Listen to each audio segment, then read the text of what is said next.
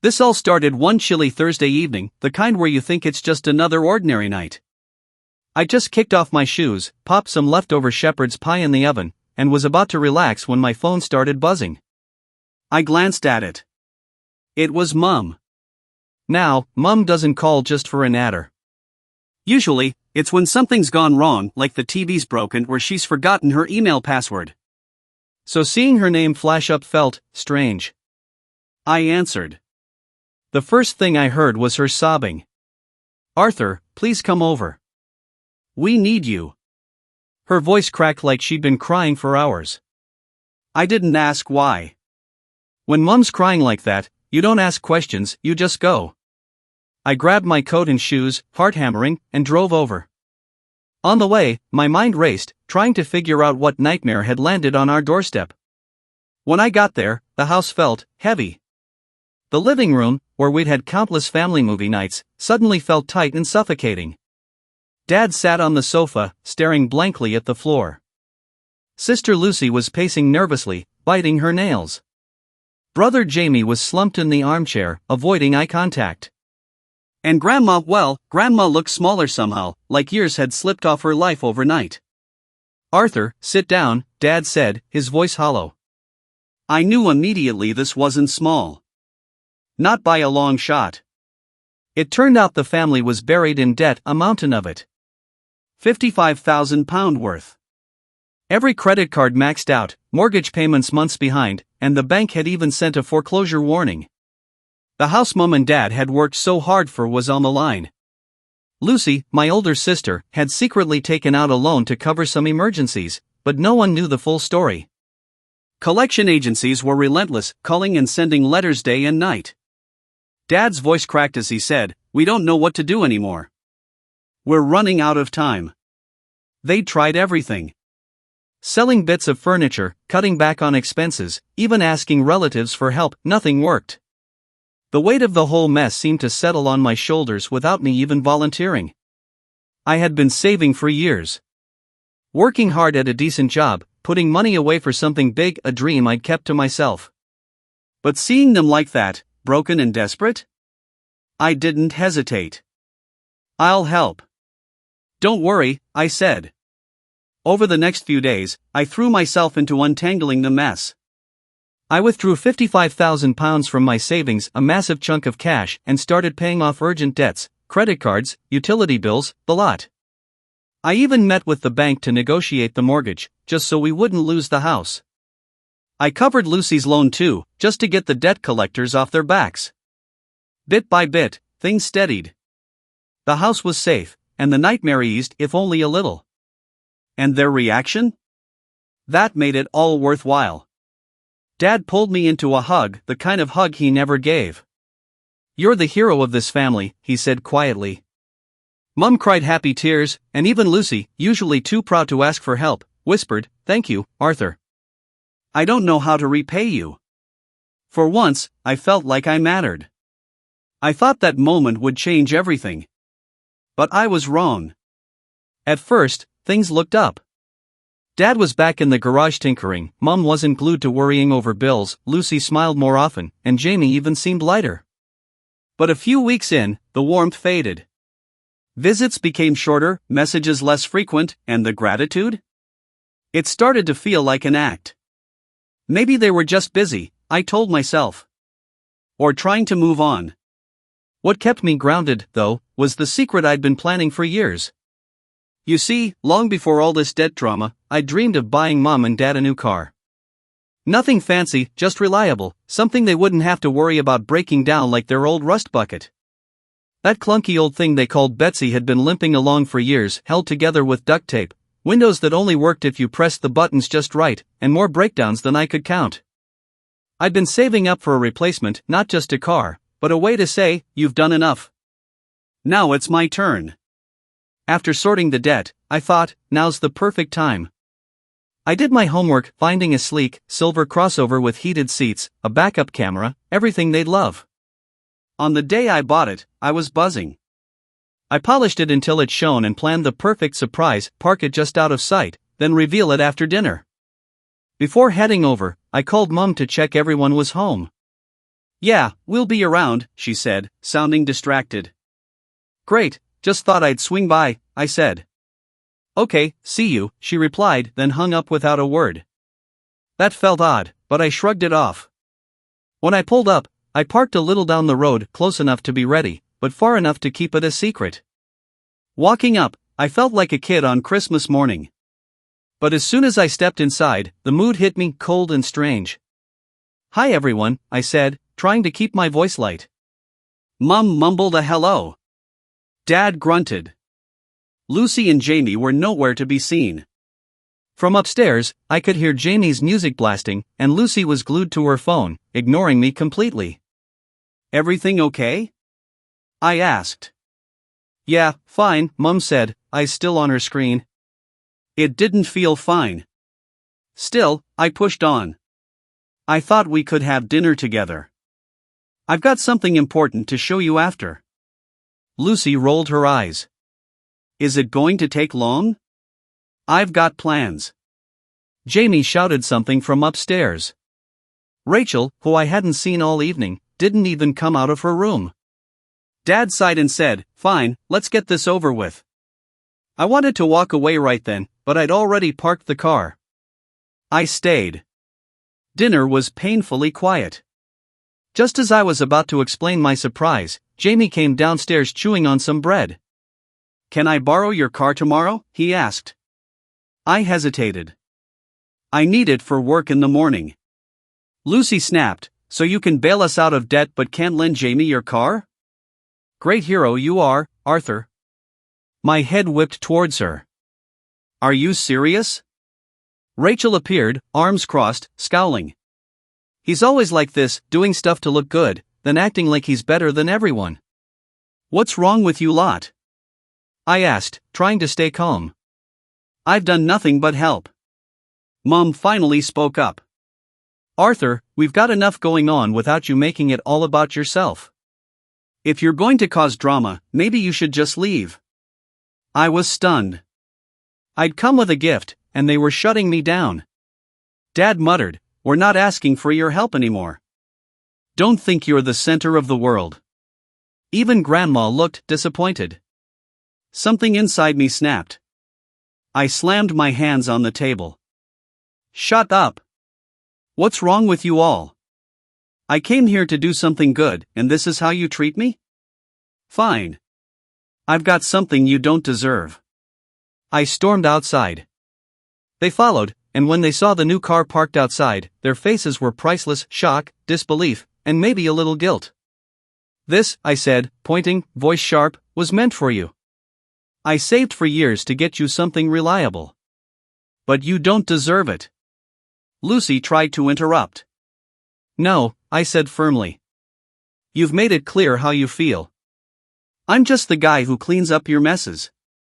Don't expect anything else from me. Not anymore. The silence was thick, ready to shatter. I turned to leave, ready to walk away. Then, from behind, Grandma shuffled out, clutching her handbag. Grandma, what are you doing? Lucy asked, confused. Grandma straightened up and looked Lucy in the eye. I'm going with Arthur, she said calmly, like she'd made up her mind long ago. The family erupted in chaos. Mom almost fainted, Dad tried to steady her, and Lucy demanded, You can't just leave with Arthur. But Grandma wasn't budging. She turned to me, eyes steady. You've always been the sensible one, Arthur. I'm done with their nonsense. She took my arm, and for the first time in ages, I felt like I belonged. As Grandma climbed into the passenger seat, she settled in like she truly belonged there. I barely had time to take it all in before I slid behind the wheel, started the engine, and drove off without a backward glance. The silence in the car was thick, just the quiet hum of the engine between us. I was still turning over everything that had just happened when Grandma finally spoke, her voice low and serious. Arthur, she said softly, there's something you need to know, and you might want to pull over for this. Her words hung in the air, daring me to stop. I glanced at her, searching her face, but she just stared straight ahead, calm as ever. I wasn't in the mood for another shock, so I kept driving. Just say it, I muttered, gripping the wheel tighter. She sighed and shook her head. Stubborn, just like your granddad, she said with a faint smile. That got my attention. Granddad wasn't someone she talked about often. He'd been gone for years, and every time his name came up, her eyes would mist over, like it hurt too much to think about. Arthur, she began again, folding her hands in her lap, your granddad left me money. A lot of money. More than you'd believe. And I've been adding to it all these years. I blinked, confused. But I thought you lived on a pension, you've always said you barely got by. That's what I wanted everyone to think, she said, matter of fact. You've seen how your family behaves. Do you really think they'd leave me alone if they knew I was sitting on a fortune? I let that sink in. Grandma, the same woman who once refused to put the heating on in winter because of the cost, had been quietly hiding a small fortune from the whole family. How much are we talking? I asked quietly. She hesitated. Close to 7 figures. I nearly swerved. You're joking? No, Arthur, I'm serious. And yes, I've kept it because it's not for them. It's for you. For me. That hit me like a punch. I'd spent my whole life feeling like the backup plan, the one who cleaned up their mess but never really got a thank you. Why me? I asked softly. Because you're the only one who's earned it, she said simply. You've spent your life giving to people who don't appreciate it. Tonight proved that again. They'll take until there's nothing left. I won't let that happen. I was speechless, part flattered, part overwhelmed. So, what am I supposed to do with all this money? I asked. Whatever you want, she replied. Invest it. Start a business. Buy yourself something nice for once. But don't waste it on them. That last part stung, but I understood. When we got home, I sat in the car, trying to process everything. Grandma noticed and gave me a knowing look. She reached into her purse and pulled out a small, worn notebook. I showed you this before, she said, handing it to me gently. You've got this now. Everything you need is right here.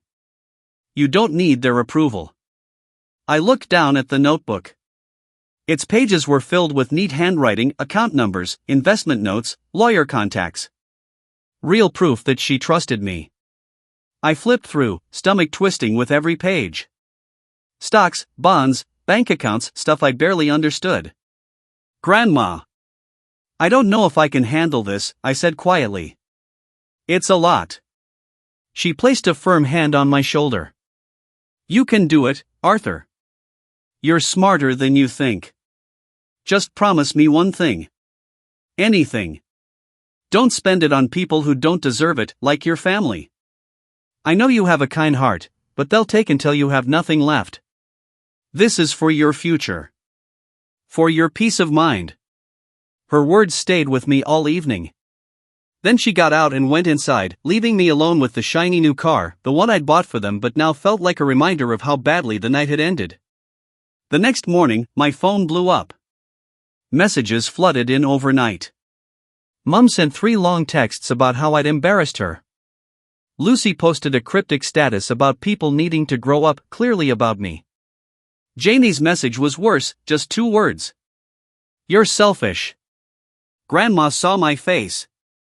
Let me guess, she said, sipping her coffee. They're blaming you for everything? Pretty much, I muttered, tossing my phone on the table. I'm the bad guy now. Grandma sipped calmly. Let them sulk. They'll get over it. But the calls kept coming. Mum, Lucy, even Dad tried. I didn't answer, but it was clear they weren't done. By afternoon, the voicemails turned angry. Think you're too good for us now? Mum's voice crackled. After everything, this is how you treat your family? I wanted to scream. How was I the bad guy? I'd done everything to help them, and the one time I stood up for myself, they acted like I'd betrayed them. That evening, Lucy showed up at my flat unannounced. Can we talk? She asked, stepping inside before I could say no. What do you want? I crossed my arms. You need to apologize to all of us. I laughed, disbelief bubbling up. For what? Helping? Buying a car for people who don't even care? Walking away from my family? Lucy snapped, you think you're better than us just because you've saved some money? Money doesn't make you a good person, Arthur. Anger surged inside me, but before I could reply, Grandma cut in. Lucy, she said sharply, you have no right here. You've spent years using Arthur's kindness and now you're upset because he's standing up for himself.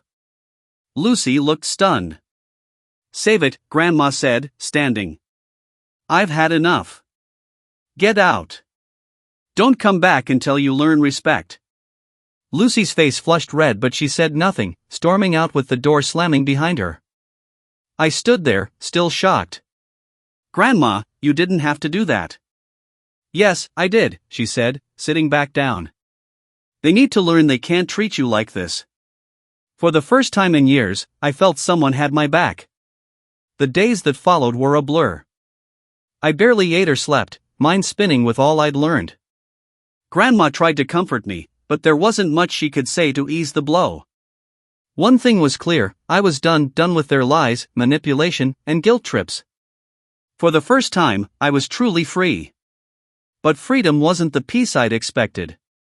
I felt raw, like everything I thought I knew about my family had been torn away. Grandma and I settled into a quiet routine, but no matter how much I distracted myself, binge-watching crime dramas, organizing the house, and emptiness gnawed at me. Then, about a week later, a letter arrived. No return address. Just my name, scribbled in Dad's messy handwriting. My first instinct was to bin it. After everything, I owed them nothing. But I tore it open. Inside was a single sheet of paper. Arthur. There's something you need to know. Come to the house on Sunday at 3. Bring Grandma. I stared at the note, heart heavy. What could they possibly have left to say? Part of me wanted to ignore it. Another part, the part still hoping for closure, couldn't let it go. I showed the letter to Grandma. She frowned but wasn't surprised. They've never been good at letting things lie, she said. Do you think I should go? That's up to you, she replied. But if you're going, I'm coming with you. I'm not letting them ambush you alone. Sunday came, and the drive to the house felt heavier than I expected. Grandma sat quietly beside me, lost in thought. When we arrived, the driveway was empty, no cars, no sign of life. The curtains were drawn tight. I knocked. No answer. Grandma tried calling Dad's phone. Straight to voicemail. We waited for over an hour, but no one showed. Maybe it's for the best, Grandma said. I nodded, but something felt off. Why go to the trouble of sending a letter if they weren't coming? The days that followed were eerily silent, no calls, no texts, no posts. The family had gone radio silent. I should have been relieved. Instead, I felt uneasy. Then, one evening, my phone rang from an unknown number. Against my better judgment, I answered. Arthur, it's Rachel, a soft voice said. Hearing from my youngest sibling was a surprise. She usually stayed clear of the drama. Hey, I said cautiously. What's up? There was a long pause. I wanted to apologize for everything. Her words caught me off guard. Why now? Because it's all falling apart, she said quietly. Mom and Dad are fighting nonstop. Lucy's furious, Grandma's with you. Jamie's still trying to get what he thinks he's owed. And me? I'm just tired. I didn't know what to say.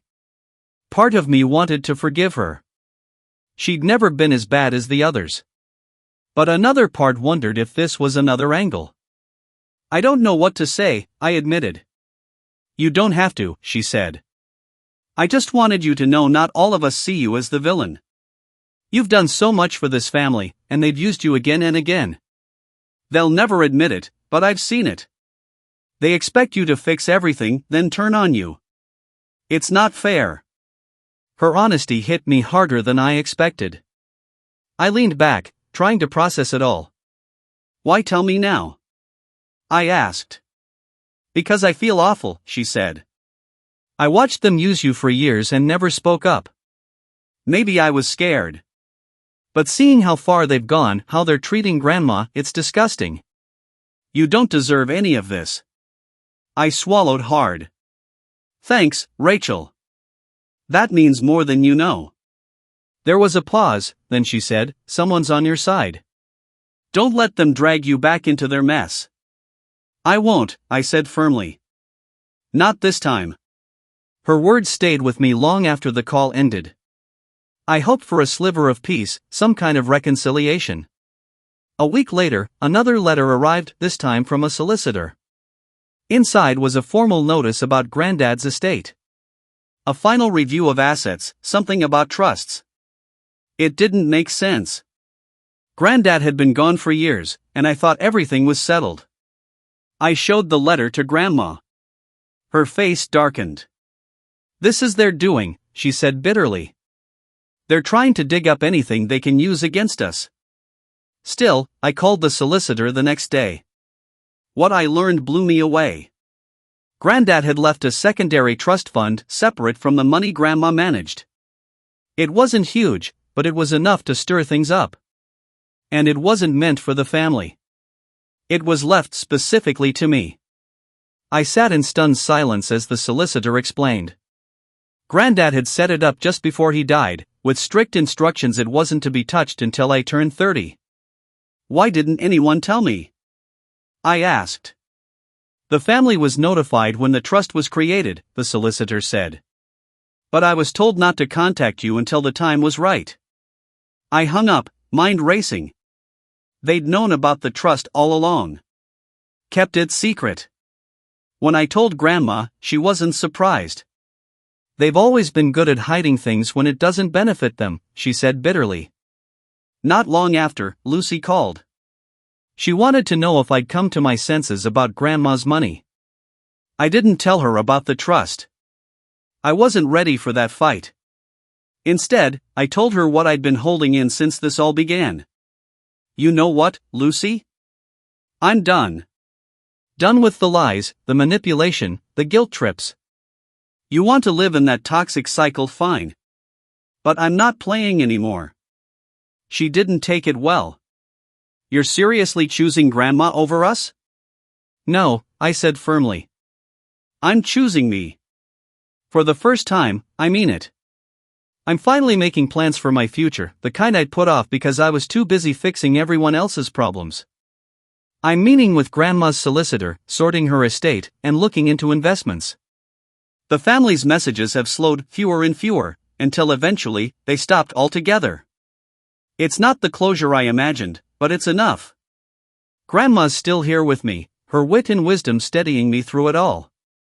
One evening, sitting on the porch, she looked over and said, "You've got a good head on your shoulders, Arthur. Don't let them take that from you." I felt lighter than I had in years. And that's my story, finally moving forward.